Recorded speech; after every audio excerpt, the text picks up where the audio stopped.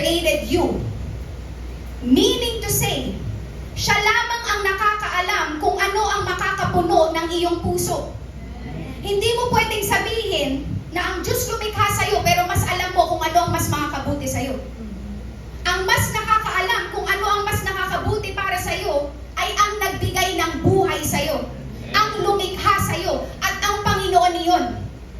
He created you, He made you, and He is the one who has a plan for you. Amen. So kailangan mong bitawan yung mga bagay sa mundong ito na iniisip mong yun ang magsasatisfy sa'yo, yun ang magpupuno sa'yo, yun ang magbibigay sa'yo ng peace, ng joy. Well, guess what? Sometimes meron kang pwedeng maramdaman sa flesh mo, but it's only temporary. Amen. Pero pag sa Panginoon, sabi nga ni Jesus, drink from the living waters.